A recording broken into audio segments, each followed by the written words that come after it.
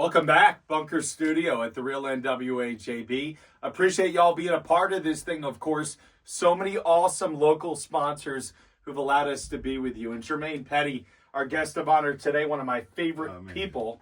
Obviously not his first time here. I know, only a few falls together. He's been with us a couple times already. Last time was in the spring. Yeah. We were hanging out outside the stadium, and so this time we're in the studio. Thank you for joining us. One of my favorite human beings of all time. And obviously a legendary Razorback. So we'll make this kind of a Razorback look back and a look ahead at the new Head Hog. But JP, let's start. Greenland Pirates plus the Real NWAJB. I love it. Coaching high school football. What is that like compared to SEC and NFL football? Things you know well as well. Well, I'll tell you, the difference is, man, those young guys are hungry. You know, they want to play, they want to learn, they want to be like their idol, you know, that's in college or that's playing in the NFL. So they take coaching very serious, and they're willing to go out there and work. But it's just at that level, the speed is not there yet. You know, we're trying to develop their speed, develop their mentality, their mental part, and the physical part of the game. So coaching in high school, man, has been fun, been a blessing to mold these young men, to give them an opportunity for the next level. You're great at it. Got to see y'all play a game at Greenland's home stadium this year. What a facility y'all are working with. Across Arkansas, so many quality stadiums. And so you see a lot of districts fighting maybe the numbers game. You got a lot of guys who play both ways. What's that like? Oh, man, I mean, it's tough on our guys to go both ways, but you want your best athletes on the field, you know, and being at Greenland, a small school. It's a challenge. It's a challenge, you know what I mean, just to find the best 22. So, you know, in some position we have guys go both ways. But you know, like I tell you, JB, you know, we're the new Fayetteville South. So any of those guys that, you know, that's playing up at FHS and looking for some playing time and they really good, you know, 2.5 miles from Fayetteville. You know, you can come down there, have a great opportunity, a great educated school, great teachers. Chance to show out. Chance to play, you know, especially for those guys that want that opportunity to get on the field. And that's what it takes to get to the next level. You know, we started out talking about college and pros. Well, only how you get to college and pros by putting some film on the tape. And if you ain't got it, because you're a backup to the backup, you know, we got a nice little place for you. We call it the Fayetteville South. So we're always looking for guys, but we want the right guys to come to our program, the right guys that's going to contribute in the school and help boost our school up. There's nobody better to recruit any football program than you. Such a relentless, positive person, so much energy. I've literally trained with this guy just to get in shape. So I've seen him work with younger folks literally in front of my eyes. They respond to him. Yeah. And you've had that charisma and charm your whole life. Raised so well, obviously, thoughts and prayers to your family. I know you lost your mom recently, JP. Yeah. You're a guy who's lived, and you're a Razorback legend, but you're somebody who has maybe the depth and perspective that, I don't know, other people in your shoes don't have. I'm not naming names, some do. But you bring a lot to the table, and I want to go back to where you're from in South Carolina. I mentioned we do a little biography with you. How about some love for the family here? I'm not trying to make things super emotional, but, I mean, you're such a good dude. That must come from somewhere. It does, man. My mom did a real good job raising me, you know, turning me into the young man and that I am today. You know, she always said, treat others as you want to be treated, and that's how she walked life. And so, you know, like you said, you know, we just recently lost her. That was a big staple in our family, but she had prepared me and my sister for life and to continue on her legacy. What a good person. She raised a great person. When do you remember realizing, you know what, I know what I'm supposed to do. I'm supposed to go be a football player, coach. Football's my calling. When did you know that? Because you played a lot of sports growing up, man, JB. I played multiple sports that helped develop me to the player. You know, I realized that our football was going to be my way is when my mom used to get calls all the time. I mean, I crack up about it, but my mom used to get calls all the time pre-game. Please tell your son not to hurt my son. Please tell your son to be easy. That let me know that I was doing something right. In football or football, any? In football. Football is because it's a very physical game, and I really played it physical. My job was to go out there, man, and just completely dominate. I've known this guy for a long time now, 10, 12 years. Shout out to the great Nick Wright, very much still alive. Longtime Herman's owner with a great chefs I've ever known. Yeah. And a guy who hooked us together. He's really a social nexus kind of guy. He makes connections for people. Just a great human being, him and Miss Carrie. At Herman's. I can't believe that's going to change hands here in the near future. Hard to believe. Times changed a little bit. You never forget things that happen. You remember where you started. You were also a great baseball player. Yes. When did you make the decision for yourself, hey, I want to be a college football player? Well, it come down to playing in the Legion Ball. And when I got the Legion Ball in baseball, it was one of those things that because I was a multi-sport player, I didn't focus on baseball. The coach that we had at the time really didn't give me an opportunity to get out there and play when I had scouts and stuff looking at me. So I said that, this is going to be my calling, football is. And so, I had an opportunity to commit to Tom Osborne, who was at Nebraska. I was a running back out of high school. So committed to Tom Osborne. As a running back. As a running back. And with me being an out-of-stater, at the time, they placed me in the JUCO at Butler. So that kind of opened up my recruiting again because he retired. So it was a different world back then. It was. So when he retired, I was able to go get recruited again, and that's how Arkansas landed in my lap. Tom Osborne recruited you. Do you remember him coming to visit you? Oh yeah. I mean, it was a difference. What was that like? I mean, it was different, because like when he walked through the schools, all the kids were like, "That is Tom." Google Osborne. Tom Osborne, kiddos. Google Tom Osborne. He's Nebraska. a legendary coach. You're welcome. And that's when the black shirts. Hey, that's.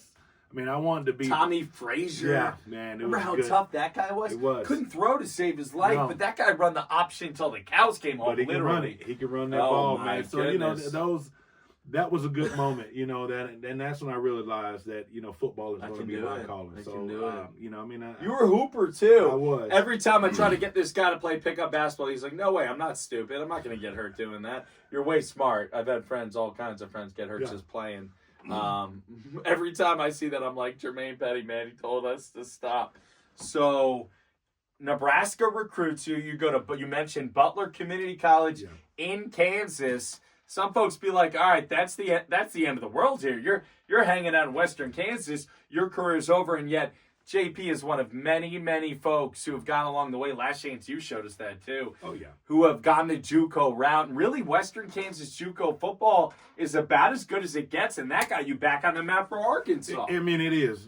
Kansas JUCO football, the Jayhawk Conference, man, is by far one of the top JUCO conference. In the process of that, we won a national championship there. That I learned that there's other JUCO conferences for us, like out in California, Texas. But at the time, we was the best conference, and we had the best team. We went undefeated, 12-0.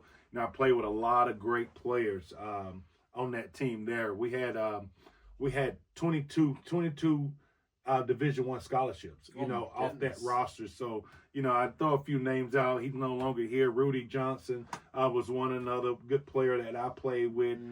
Willie Blaze, another. I mean, we all are SEC guys that played against each other. So, man, you were not above that team. We was. I mean, we really had some ballers, and that's, when I first got to JUCO, they talk about working hard, putting out the hard work, and because I was so good in high school that I went and did what I was doing in high school. Kind of lean on the things that you're good at. That I was good at, but that wasn't enough. Yeah. So I had to go back to the lab, learn how to work hard, learn how to be smart, and play the game the right way. So those are the things that helped me grow into the person that I was. So when I did get to Arkansas, I was able to have the success that I had. What a run. It was a run. You were here for 3 years. Your first year here, you played a lot. Second year less. You changed positions along the way. Yeah. And then you have one of the great senior seasons in Arkansas Razorback football history. I do this all the time with this guy on the radio, on the morning show. We're going to do it right now. Jermaine, how many tackles did you have your senior year? I finished with 150. 150, So that is literally, according to the books, and they've added them all up, and we had to help them adjust with the bowl games a few years back, as you pointed out. But the U of A reflects, Jermaine Petty, 150 tackles, the sixth highest total in 100 years of Razorback football. That's an unbelievable number. You're only, 20 or so off from Wayne Harris, who had 174. Right. That's a lot. He did that in 1960, though. That was like the prehistoric era. And then Ken Hamlin, your boy, in 02, the year after, you had 159. But, I mean, 150 is right on that top 10 all-time list. And when we talked about this the other day, you said, man, as long as I'm on the top 10. Tell me about having not just 150 tackles, but being a part of such a fascinating team that obviously culminates in your huge win at Ole Miss. Man, we had some good players, and that was one thing about it. We really pushed each other. You know, you mentioned Ken Hamlin. You know, he was a safety. So, you know, I know that I had to get to the tackle before he did, you know, and being at linebacker. I mean, like I said, it was a great group of guys. You know, Carlos Hall, a name that people really don't talk about, but he was a staple here for the Razorbacks. I mean, we really got after it, man, and we really pushed each other. Carlos pretty tight for life. Yeah, man. And I mean, we really pushed each other. So that was the best part about it, being a Razorback during that time. You know, I think that helped me catapult to that 150 tackles. You know, but that was just 1 year at linebacker. You know what I mean? Right. And just imagine, you know, if I'd have played all 3 years and that career tackle would have been up there, man, because I really love the position of linebacker. So you have that big year. You have a lot of huge games that year. You're playing for Houston. You play in Oxford. Eli Manning. We go to 7 overtimes. This is back in the day. And Jermaine, you end the game with that great tackle, and you do the airplane down the sideline. Really an iconic moment that I to this day believe is one of the most iconic moments in Arkansas Razorback football history.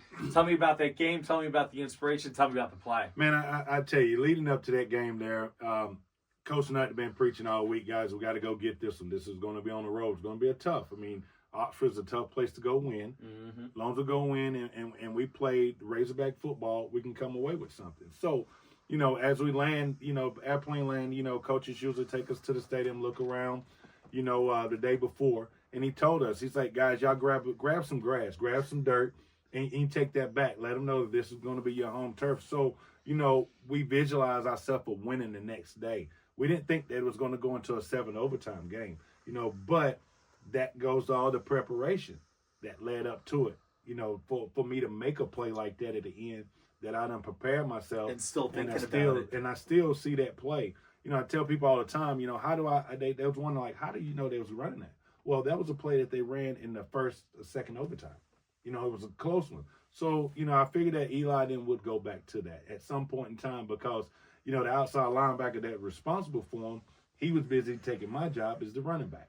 So I just swapped with him, and he didn't know what was going on. So I set myself up to make the play. You make the play. He's an all-time great player. And then immediately right back to your preparation. You're making the airplane down the field. Yeah. I mean, that was all, in the moment? It was all in the moment, you know, because it's been a long night, you know, back and forth. And so, you know, when I made that final tackle, I know, hey, guys, it's time to go get on the airplane. You know, that it's time to load up, you know, airplane. Hey, man, get it hot because we coming. We done. Game over. And, you know, and a lot of people really don't realize that I did that airplane all the way down to Ole Miss student section. And then, you know, but you know, it was just fun within the game. You know, that coach told us, hey, this is our game to win. I love it. You played professionally for a while. You take it as far as you can take it. You played internationally a little bit too, right? You played some Arena League. Yeah.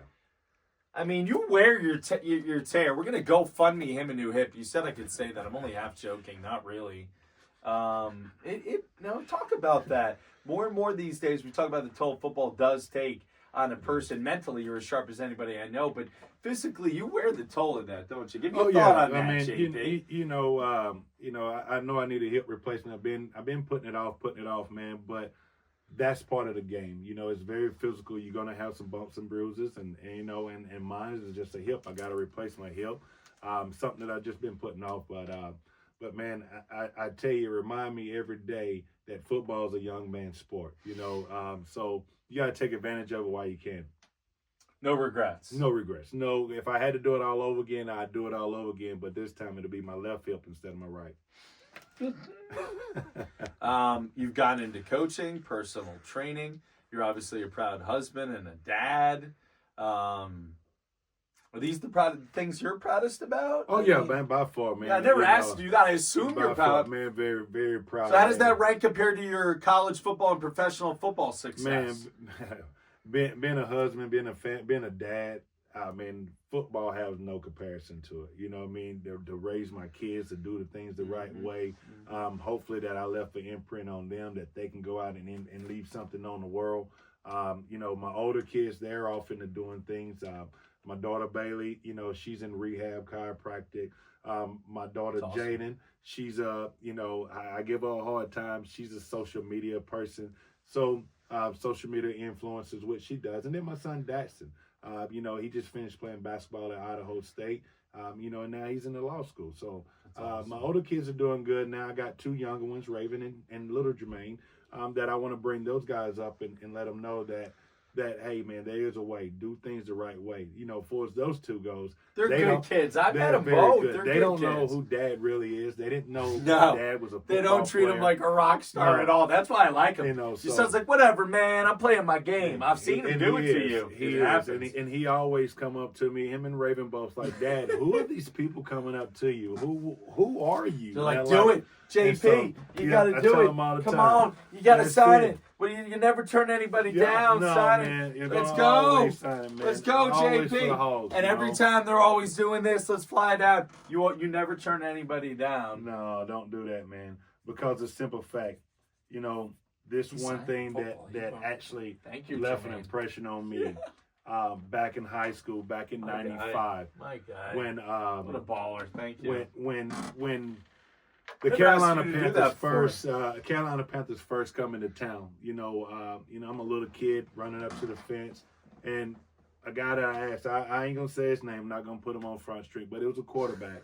You know, I asked him for an autograph, and he told me, "Hey, get away from the fence." So I said, that's one thing that I would never do, is turn a little kid down or anybody down that want that autograph, because you know that might be the highlight of their day. That might be something that turns, or if they're in a bad move, might turn them into to turn a good move around. Sure. You know, so I mean, you know, anything I can do to help the next person step up, I'm all about it. You're South Carolina, but Carolina's in North Carolina. But they call themselves Carolina. I thought we talked the other day. There's a little bit of a quarrel there. Yeah. You know what I mean? Yeah, I mean, you know, you can't mix it up. South and North. So, I mean, South that's a Carolina little- is better, you know. Did you ever think about playing for South Carolina growing up? I did. You thought about it. You know, I mean, and you know, a little recruiting visit down there when Lou Holtz was there. Yeah. I mean, in high school before Lou Holtz got there, I was getting recruited, but I wanted to leave the state. I wanted to get out. I wanted to get away. But when That Lou makes Holtz sense. returned That and makes he got there and he was coaching, he brought me in for a visit. You know, this is the craziest thing. You know, he come in and he say, well, Jermaine, if you're going to come to South Carolina, you're going to come to South Carolina because you want to, not because I recruited you. And then walked out the meeting. Left me in the office sitting there. So I'm like, okay, I sit here. Then the recruiting coordinator come in and said, Jermaine, come on. I said, that's it? I said, okay, cool. Thank you for letting me come home. I got to visit some of my friends because they know I was coming in town, so they come up part of the recruiting trip. But, man, you know, that's the only reason. It wasn't enough. It wasn't enough. But, and then before that, it was at Clemson. I wanted to play for Danny Ford, you know, but it just didn't work out. You were Best thing that next ever to all happened the to me. Razorback coaches, and then you played for Houston Nutt. It is the best thing that ever happened to me, man. Is coming here to Arkansas. Best thing, you know. got his hog hat for once life. I move here, and once I move here in '99, oh man, this is sweet, brother. You want me to get the autograph? I'll tap it up for you. I'll sign it up for you real quick. You know, hey, this one right here might be the one that get my hip. Okay. We'll do it. We'll do it. I'm not There you go. joking. Thank you, JP. Yeah, man. We'll More than contribute this to welcome. the dude. cause. We're gonna More do than it. welcome. More than welcome. We're gonna show you out for all of it. Ryan Silverfield hired. Name in the mix. Not ultimately maybe a guy we tossed around. Who knew? But it's Silverfield from Memphis. What do you think? I mean, honestly, you know, everybody want that big splash hire, you know, and we had plenty of chances to get those guys. But John Gruden. I think Silverfield is going to be the guy. He's young. He's 45.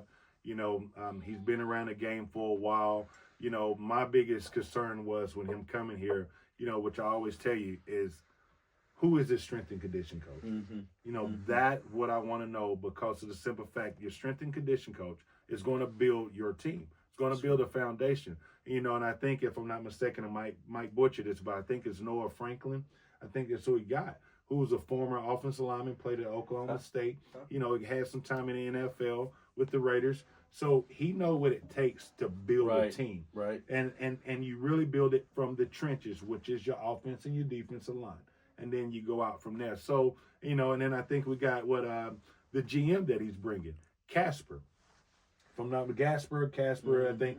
But he's also another key piece to this restructuring, this infrastructure, because that's what we need. And he's been doing it through the transfer portal. He's been in like two or three different places. Some players I want to say he was at West Virginia. I know Indiana, and he was at another East Carolina, I think. So he has helped rebuild those programs, and him coming here is also going to help. So Casper's going to be the guy that's the blueprint. Franklin's going to be the guy that's the construction guy that's going to build us. And, and it's one of those things that the guy's going to have to go out there and earn it. It's not going to be given to him. They're going to have to go out there and fight and be willing to lay it down on the line.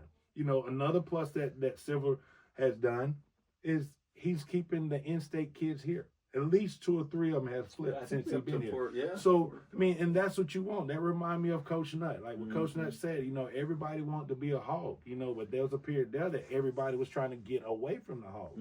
So I'm hoping that he can come in and bring everybody in. But it's going to start with galvanizing the team, and then the team go out and put their work and their effort out, which will galvanize the state. I agree. Well said. Jermaine Petty, Razorback legend, joining us in studio. You can follow us on the socials at the Real NWAJB. Won't take too much longer, but again, Ryan Silverfield, a name that was kind of realistic. American Conference coaches, they did so well this year. Summerall to Florida. Obviously, you see Morris go to Oklahoma State. You alluded to them. And then Golish to Auburn. So that conference really cashing in. And here for the Razorbacks, just hoping for better times. How painful, I'm sorry to bring it back something like that, but that's real life. How painful was it watching the Hogs lose, 10 consecutive games this year? Oh, man, honestly, it really wasn't painful at all. Because of this, it was as a player, yes, I want my team to win. But what it did was it's going to recharge the state because we are hungry. We're hungry for success. It forced change. It forced change. That's why I say I can't really say too much. At Greenland, we went 2-8.